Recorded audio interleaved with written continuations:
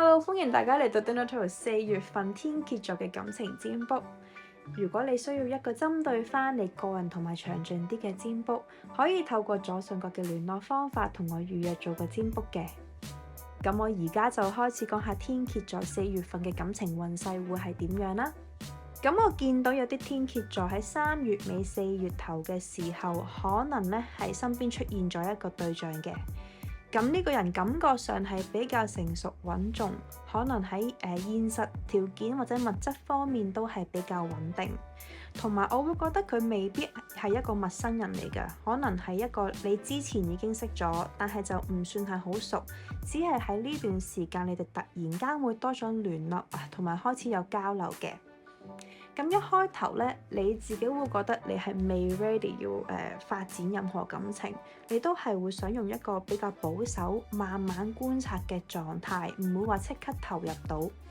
咁但係隨住你哋4月可能會多咗來往同埋見面啦，咁喺4月尾呢段關係可能會發展得比較快，你對對方嘅感覺都係會慢慢加深，而對方似乎都係有心發展嘅。咁我會覺得呢段關係就唔似係玩玩下嘅類型啊，係會比較穩定，係有潛質係可以繼續發展落去。咁所以我會建議今個月可以嘗試放開自己少少，唔好太抗拒或者逃避去面對呢段關係。咁唔係話你需要一下子就投入，但係至少係俾個機會自己去到了解對方同埋感受呢段關係嘅。另外有啲天蠍座，我會見到你可能同之前一個發展緊嘅對象，或者係前度咧曾經發生過一啲比較震撼嘅事。咁可能係有人突然間做咗一個決定啦，又或者某一啲嘅嘢俾人揭發咗出嚟。我會覺得呢一件事未必係第一次發生，反而係一啲問題重複出現咗好多次。只不過去到呢一次咧，對方真係過咗你嘅底線。咁所以呢段關係先會出現一個好大嘅轉折，係一個好難去到逆轉嘅結果。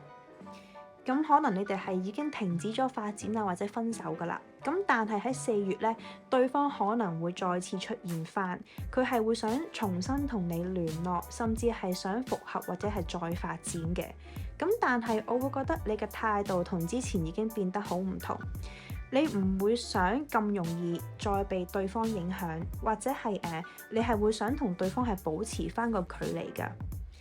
咁你嘅內心係好似經歷咗一個轉變，而家係對呢個人係好理性，同埋更加清楚自己嘅底線。咁所以就算對方仲有感覺，或者係表現到想繼續發展呢，你都唔會再輕易應承㗎。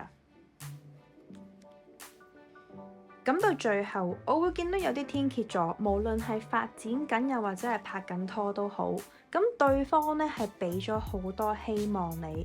令到你覺得呢段關係咧好似係向前發展緊，甚至係會有將來嘅。咁但係咧，其實對方俾出嚟嘅希望都係一啲空頭支票，或者係對方營造出嚟嘅感覺，而唔係真實會發生嘅嘢啊。咁對方唔會介意你對佢好㗎，亦都唔會介意你親近佢，甚至某程度佢係好享受你對佢嘅付出同埋你嘅鍾意啊。咁但係佢嘅心其實就未必真係喺呢段關係入面。咁所以我會建議你留意一樣嘢，就係對方有冇任何實質嘅行動去到推進呢段關係。因為我會覺得佢講嘅説話同埋佢實質行動之間咧係有一個落差喺度，甚至我會見到個情況就係，當你開始想推進呢段關係，例如係想認真啲，想確立關係或者係講結婚啊、同居等等嘅事咧，對方可能會表現得好錯愕，佢嘅反應係同你嘅預期會有好大出入㗎。咁就好似呢一隻牌咁樣啦，本身啲人喺入邊開緊 party 都冇諗咁多啦，但係出邊突然間有變化嘅時候，其實佢哋係根本冇準備好，甚至係會有一個想後退嘅反應㗎。咁所以今個月對天蠍座嚟講，我會覺得最重要就唔係對方講啲乜嘢，或者係佢表現出嚟嘅係乜嘢，而係佢實質係做咗啲乜嘢啊。咁天蠍座嘅占卜就去到呢度啦，我哋下個月再見啦，拜拜。